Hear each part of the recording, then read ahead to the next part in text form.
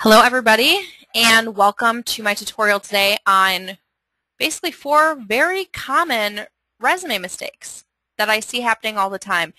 Now in today's job market you get so much information coming from all different angles about what to do right and what to not do that it can be easy to get it jumbled. But today I want to address, like I said, just 4 things that I see happening a lot on resumes that 100% should be avoided.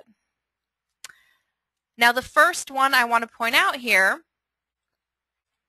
is that a lot of people think that the more information you have on your resume, the better it's going to be. That's not necessarily the case. It's about having the relevant information on there, not all of the information. Basically what's happening to your resume today is after it gets pulled out of an applicant tracking system because it has keywords in there, at that point your resume will end up in front of a person, so it's going to go right out to that HR professional. But that HR professional, the first time they review your resume, might only scan through that for 30 or 60 seconds before they determine whether or not they want to take that resume into further consideration. So as they're scanning through, you want to make sure that anytime their eyes fall on a piece of information, it's going to be something that's relevant to the position that you're applying for. And this is the downfall that I see with a lot of people that have professionally written resumes. Because on a professionally written resume, you're spending maybe $2,000 to have them write that resume for you. That person wants to be darn sure that they have all of your information listed on your resume for you, because they're preparing you for everything. But what you want to do is when you apply to a position, make sure to cut out the fat. Remove any information that's not relevant to this position. You might have an extensive knowledge of computer programs. We'll only list the ones in there that could help you out in this position. So best way to do this is compare your information to what they have listed in the job description. If you've got certifications or computer programs or things like that listed that they don't ask for specifically, give them the boot, kick those out of there. Also, this is going to help consolidate your resume a little bit. You know, if your resume is too long and it looks too overwhelming to the reader, they're going to skip over any of those sections completely. That's something you're going to want to avoid. So, quality information over quantity. And one place that I see this a lot, in addition to just under technology, knowledge, or certifications, is in your work history.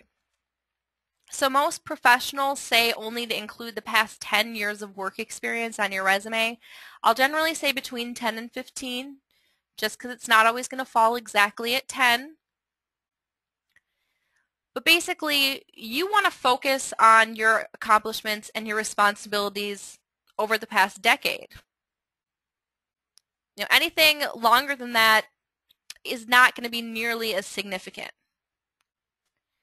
So limit your work history. I know a lot of people are hesitant to do that.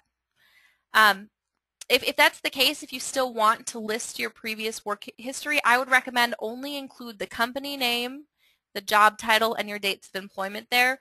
Don't go into your responsibilities. You know, if it was past 15 years ago, that's going to be a little bit outdated. So focus more on recent work history.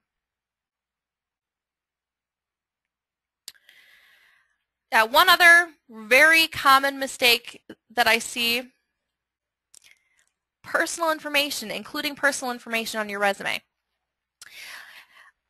Basically, an HR professional, they don't want to have any knowledge at all about your age, your marital status, race, or religious affiliations. So anything in there, you know, beyond dates of employment or graduation dates that could lead to any personal information like that, get those out of there.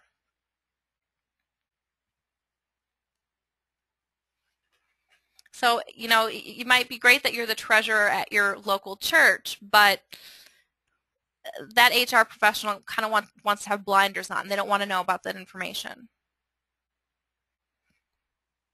So remove any personal information there. And then the last very common mistake that I see a lot is people using the first person. So you'll see on the resume, at ABC Corporation, I was responsible for managing a team of 6 employees. We sold their product to businesses in the northwestern United States. So I, me, my, they, we, kick those out of there.